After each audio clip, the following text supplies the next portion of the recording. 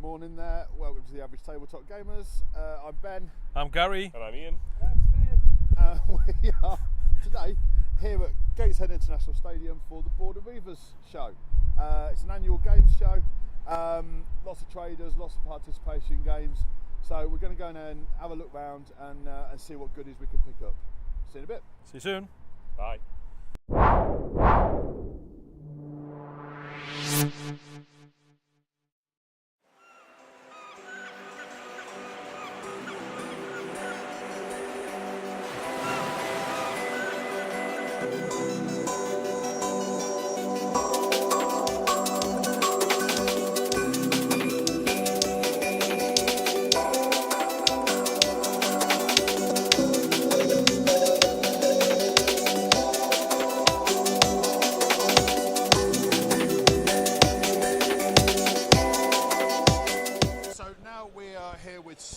From Colonel Bill's.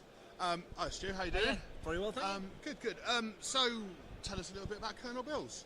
Well, Colonel Bill started back in 2010 when we were dealing with second-hand figures, basically, and we then were lucky enough to take on Foregrounds, and we became Foregrounds' main show stockist, which officially I think we still are, although we don't sell as much as we used to.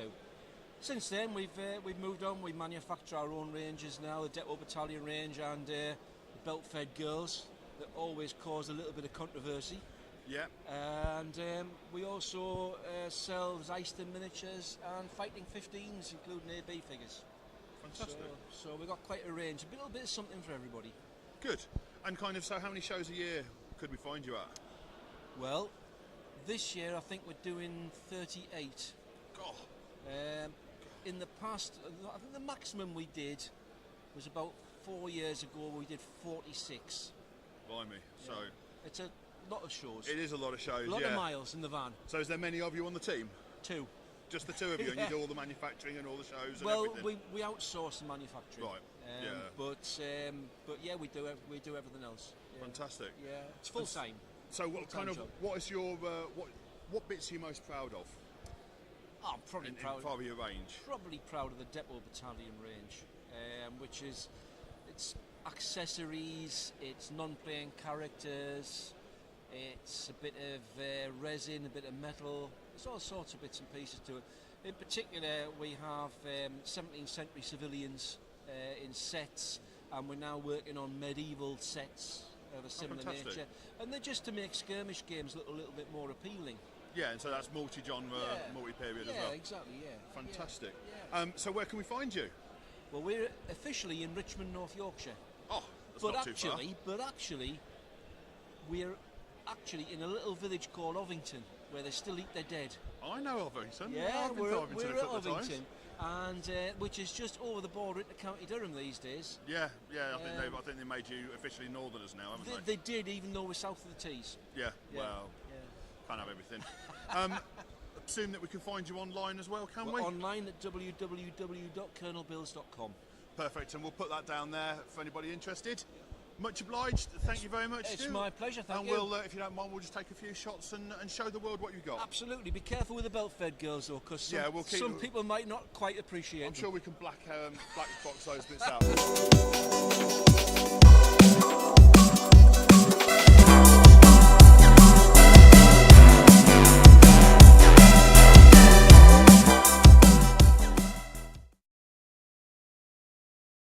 Hi there, it's Gary from the Average Tabletop Gamers, and we're here at Border Reivers Wargames Show, and I'm going to be chatting with Mr. Chris Sutherland, who's been a customer of mine for when I worked at Games Workshop for years.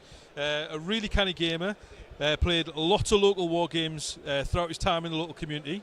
Now lives in the northwest. Yep. So tell us what you're doing these days, Chris. Yeah, well, I've started Born Blade Games after running a successful war game show in the northwest of my own. That's Phoenix Wargames. Phoenix War Game Show, which is on the 29th of June next year. What, already? You've got the plans already? Yeah, here you go. Good Lord. We'll probably do a 29th close-up of of this June. if we can. And that's at the Reghead Centre in Penrith. So Wow. great links northeast, south and west. So how long have you been doing Phoenix? Next year will be our 4th year. 4th year. Yeah. Okay. So we've done 3 years already, and next year will be the 4th year. And footfall's on the up each year for people to attend the event and coming in and. Last weekend in June. Yeah. Okay.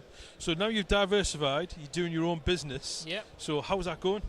Really well. I mean, I only started it a couple of months ago, and it was never supposed to be, my main source of income. Just supposed to be something to do so I can get out into the community and maybe pay for my hobby, which is the dream. The dream.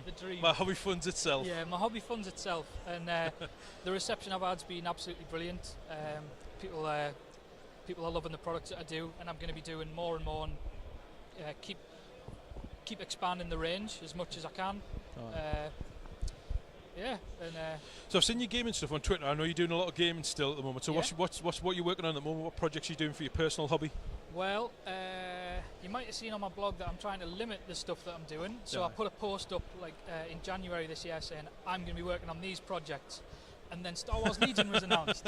Yeah, everyone's got lead pile disease. I don't think anyone who's a wargamer doesn't have too many models. So yes, you can never have enough. Yeah, totally. On my painting desk at the moment is a combination of Star Wars Legion, Drop Zone Commander. I'm doing Resistance for that. Right, okay. I've just finished painting the Imperial Salt starter set. Right, okay.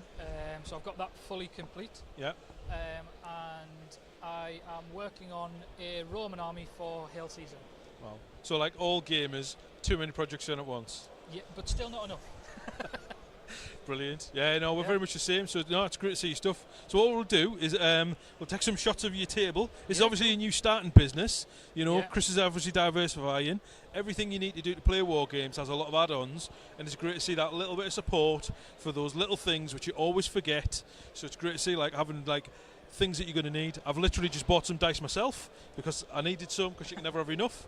So it's great to see you starting out, mate. It's great to see thriving local businesses. So that's brilliant. Well, thank you very much for the interview. It's quite nice. Thank you very much. Cheers.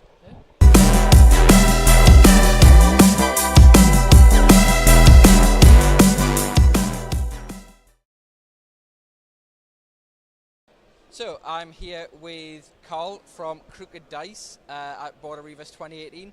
So Carl, you're here with what looks like your 7TV range. So if you just give a quick overview, what is Crooked Dice, what is 7TV, and why the folks watching at home on the interwebs should get into it.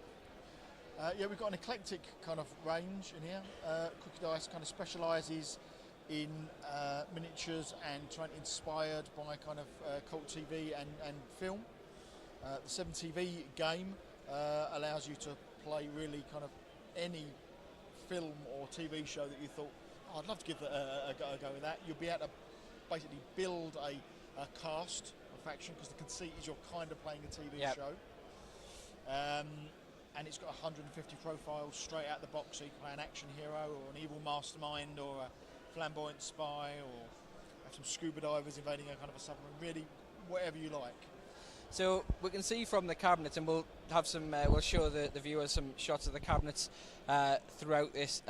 You've obviously got classic kind of action spy, kind of James Bond style things. We see you've got some other cult 70s classic space-based shows and things like that. And obviously we can see the Apocalypse range that's coming out soon. And the Children of the Fields is the latest one you've just done. Children of the Fields is a where 7TV has got kind of generic cards out of the box.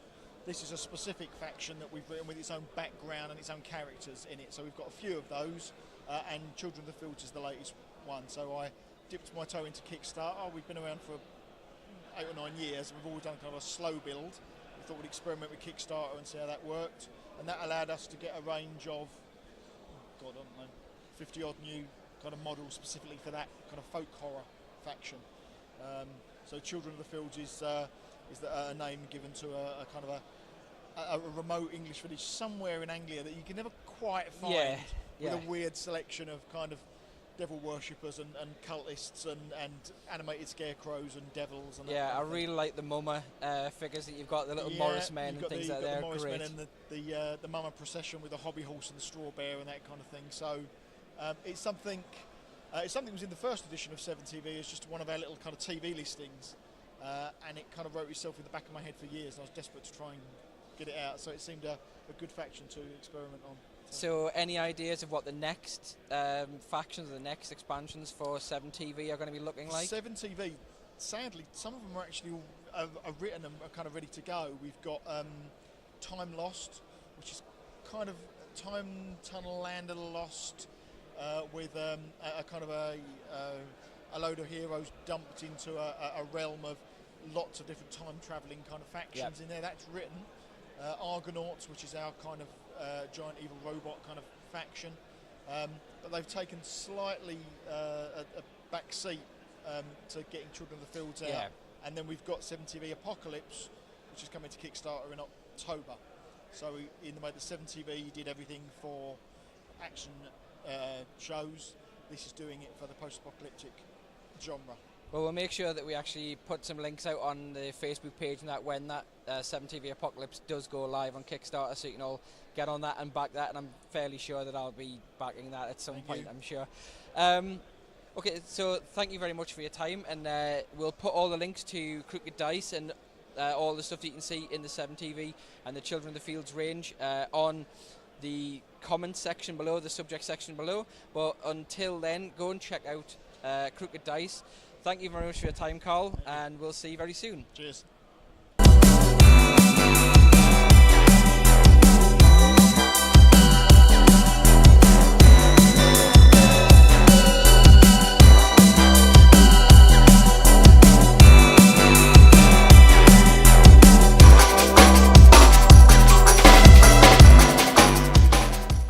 So now we're here with Hokahay Wargames and Timeline Miniatures, and this is Mr. Hokahay and Timeline. It is indeed, yes. Hello there. Hi. Hi, finally pleased to meet you properly. So I'm Ben and you are? Alan.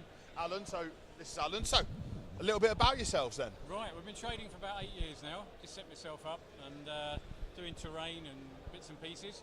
Then I added the Elizabethans, then the Border Reivers, and now the English Civil War. Which are quite good. And I've been trying to expand on them quite well anyway. Also bought Timeline Miniatures, so I've got the laser cutter.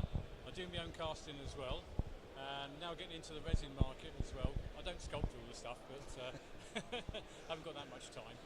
Do acrylic and MDF bases, usual sort of stuff there. Sell a lot of accessories, boxes, storage boxes, stuff like that. So kind of what would you say are your big sellers and the bits you're most proud of? I suppose Border Reivers really is quite good, and a lot of the starter sets for the terrain's really good.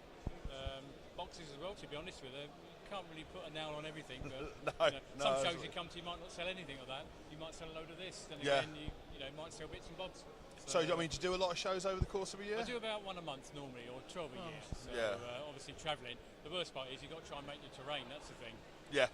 So you've got to plan it. You can't do like a show today and then a show tomorrow, because they'll have to nip back and restock. And yeah, absolutely. Yeah. So I'm guessing that you do online sales as well? Yeah, eBay, website, the usual stuff. Yeah.